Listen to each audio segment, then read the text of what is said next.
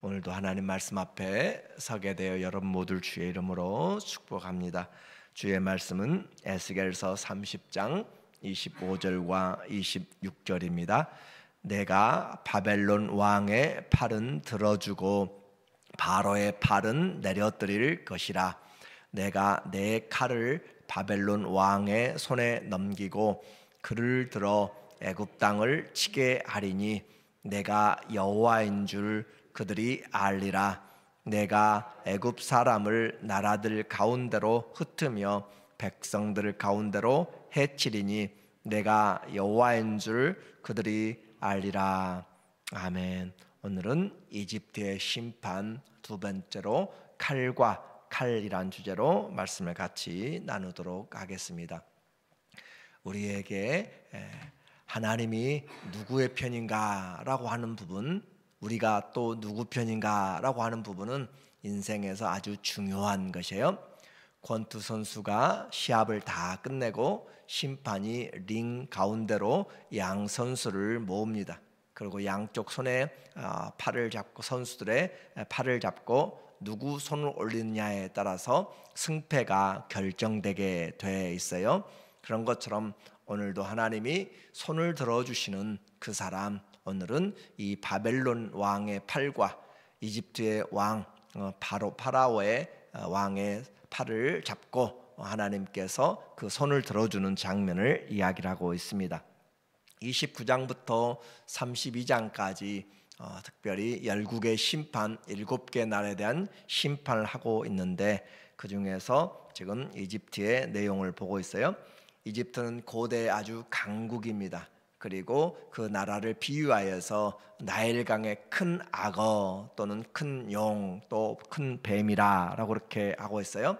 그곳에서 하나님은 이스라엘 백성을 70명의 야곱의 후손들이 건너가서 430년 동안 약 200만이 넘는 200~300만이 되는 엄청난 나라로 그렇게 발전을 시키고 성장을 시켜 주셨습니다. 문제는 그 이집트에서 오랫동안 머물면서 그 이집트화 돼버린 것이죠.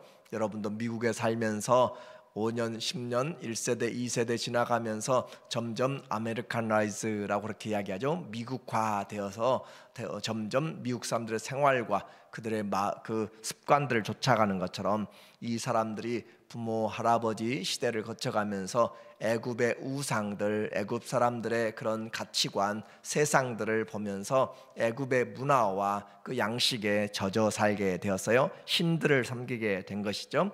그래서 가나안 땅으로 그들이 옮겨갔지만 광야 생활에서도 또 그 가나안 땅에 살면서도 틈만 되면 이 이집트를 생각하고 돌아가려고 하고, 문제만 생기면 이집트에게 의지하려고 했던 것들이 바로 노예의식이라고 할 수 있고 세상에 속한 자들의 삶이라고 그렇게 할 수가 있어요. 그래서 하나님은 그 이집트를 지금 심판하는 내용을 이야기를 하고 있습니다.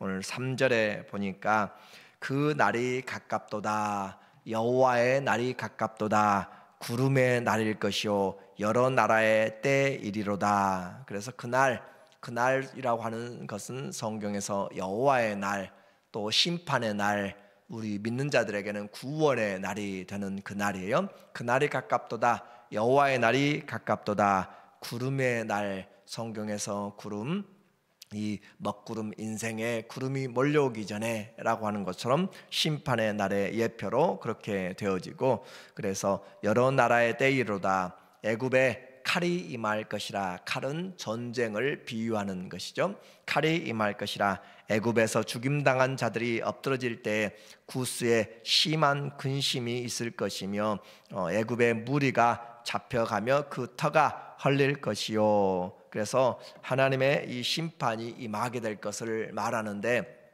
이 심판, 하나님의 심판은 어느 날 갑자기 다가오는 것이 아니라 미리 말씀을 하시는 거죠. 듣는 자들에게 미리 준비하는 것이에요. 그래서 하나님은 선지자들에게 미리 말씀하시고 준비하도록 하시지, 아무런 준비도 없이 어느 날 갑자기 그렇게 오는 것은 아닙니다. 단지 우리가 깨닫지 못하고 준비하지 못하기 때문에 불현듯 찾아오게 되는 것이에요. 우리의 질병도, 우리의 아픔도, 우리의 몸의 이상의 증후군들도 우리는 주의하여 보면 알게 되는 것이죠. 그래서 하나님의 심판, 그 말씀을 우리가 듣고 그 말씀이 이루어짐으로써 하나님이 하나님인 것을 안다라는 표현으로 선지자들의 많은 말씀들, 특별히 에스겔서에서 너희가 나를 여호와인 줄 알리라 라고 하는 것을 65번씩 반복하면서 하나님이 누구신가를 알아야 된다. 우리의 신앙, 하나님을 올바로 알아야 됩니다. 그래야 그 하나님을 사랑하면서도 두려워할 줄 알고 그 하나님의 말씀을 통하여서 우리의 삶이 바로 준비되게 되는 거예요. 그래서 하나님이 이 심판하시는데 모든 열방을 심판하신 하나님이 지금 이집트, 그리고 그 이집트에는 많은 나라들의 용병이 또 함께 지금 바벨론을 대적하기 위해서 이집트를 중심으로 모여 있는 무리들이 있습니다.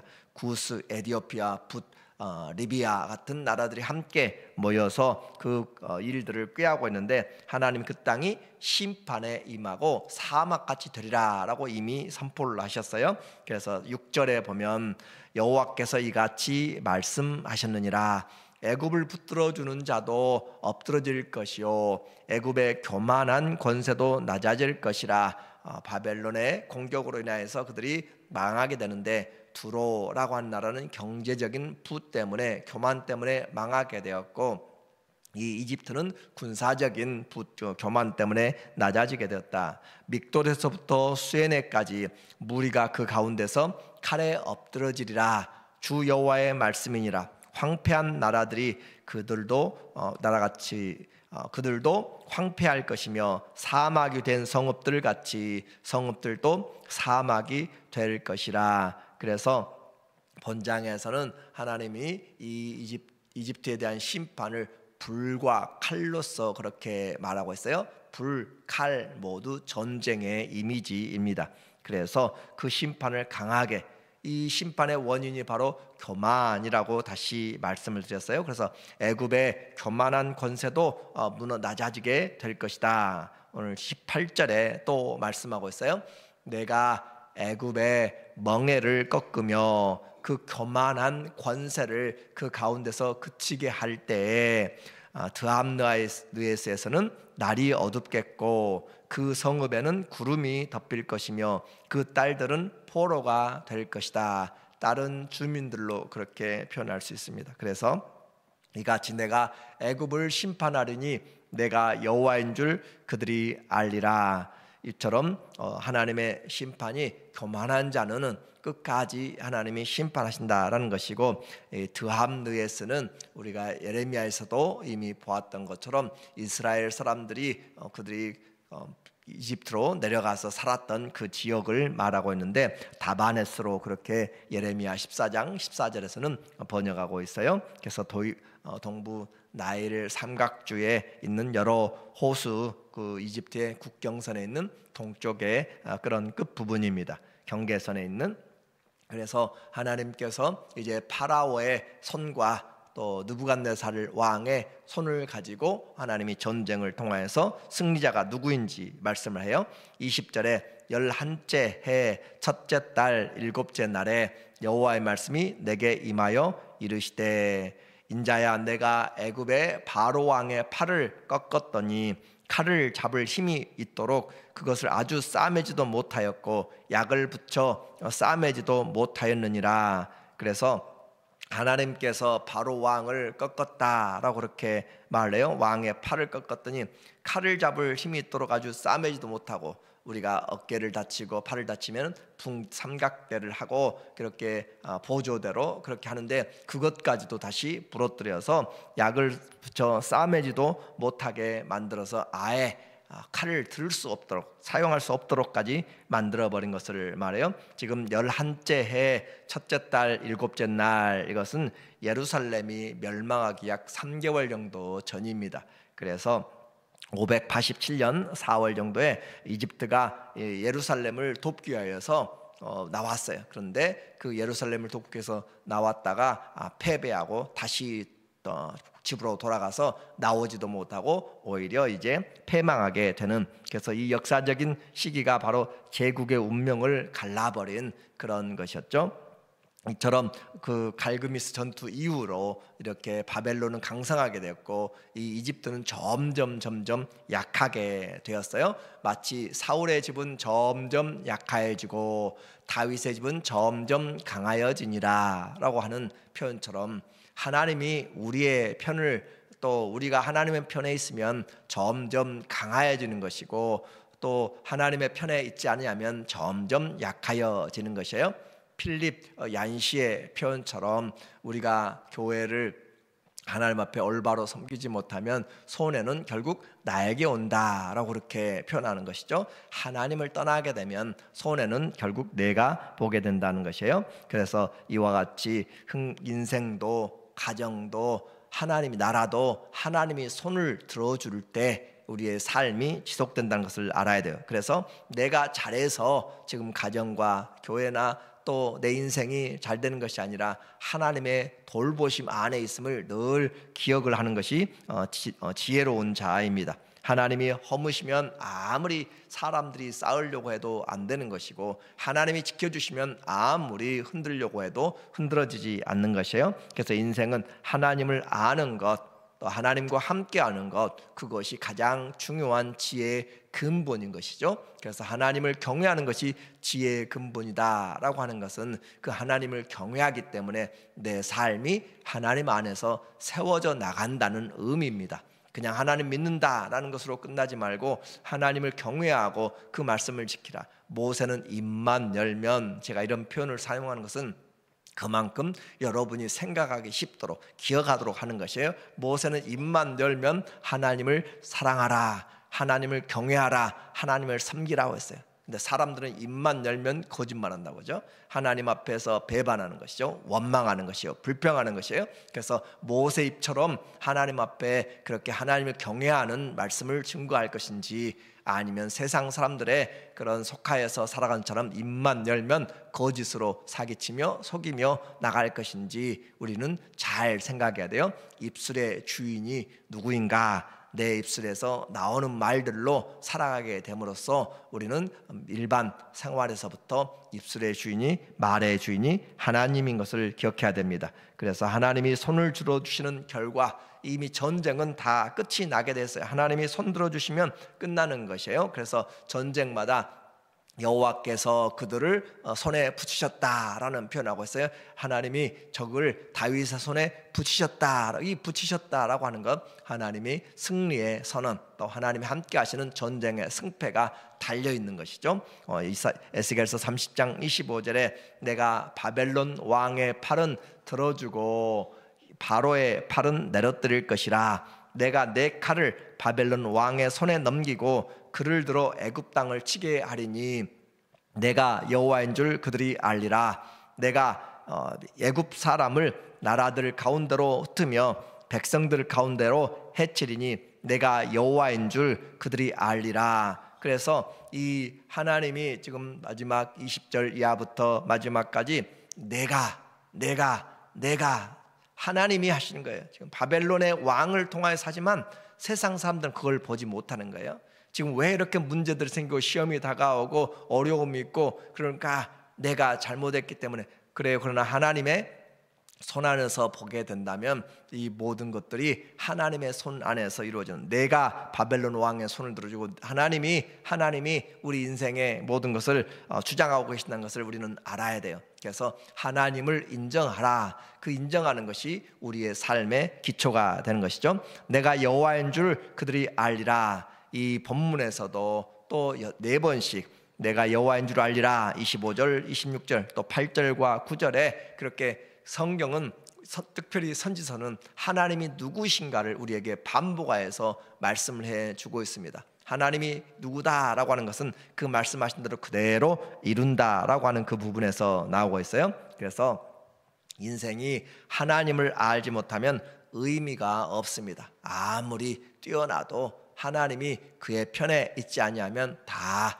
무너지는 것이고, 여름 한철에 풀의 꽃처럼 피다가 사라지게 되는 것이에요. 그래서 단순한 우리는 창조주로서만 하나님이 아니라 그 하나님이 우리의 인생의 그런 구세주로, 그리고 그 하나님이 우리의 인격에 관계되어서 하나님을 내가 경험적으로 알리라 라고 하는 것이고, 말씀 안에서 그 말씀을 알므로 영생은 참 하나님과 그의 보내신 자 예수 그리스도를 아는 것이라. 기노스코 그렇게 이야기했죠. 하나님을 안다라고 하는 것이에요.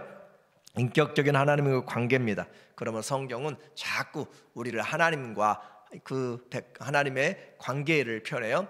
양과 목자의 관계로, 농부와 포도의 열매의 관계로, 신랑과 신부의 관계로 그렇게 말하고 있고, 또 왕과 그 백성의 관계로 말을 하고 있어요. 어떤 목적을 가지고 있느냐에 따라서 비유가 달라지게 되는 것이에요. 그래서 때로는 아버지와 자녀로 비유를 하고 있고, 그와 같이 하나님을 아는 것, 하나님과 함께하는 것, 그것이 그래서 성경을 보면서 제자반에서도 이야기했지만 성경을 보면서 항상 기억해야 될 내용들이 하나님은 어떤 분이신가, 그리고 우리 인생은 어떤 것인가, 나는 어떤 사람인가, 그리고 하나님의 약속이 무엇인가 라는 것을 보라라고 이야기했죠.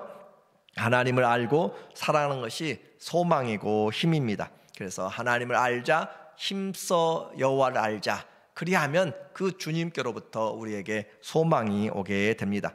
선지자들의 외침의 소리가 오늘도 우리에게 들려져서 마지막으로 하나님이 우리의 손을 들어주시는 것, 그래서 베드로전서 5장 6절에도 하나님 앞에서 겸손하라, 그리하면 때가 되면 하나님이 우리의 손을 들어주신다라고 이야기하고 있어요. 겸손하라, 때가 되면 하나님이 손을 들어주시는데, 그런데 그 겸손의 때를 참지 못하고 먼저 내가 승리를 선언하고 돌아다니면서 팔을 치켜들어도 마지막 하나님이 손을 들어주지 않으면 다 헛된 것들인 것이에요. 그래서 하나님 앞에서 겸손하라, 우리의 인생 하나님 앞에 맡기라, 우리의 말, 생각, 행동에 대해서 하나님께 맡기고 주님이 주인인 것을, 그래서 내가 얼마나 주님의 뜻대로 살았는가, 마지막에 주님이 우리의 손을 들어주시도록 그렇게 하는 것. 그래서 선지자들의 외침이 우리의 귀에 들려져서 성령이 하시는 말씀을 들으라라고 하는 것처럼 하나님이 들어주시는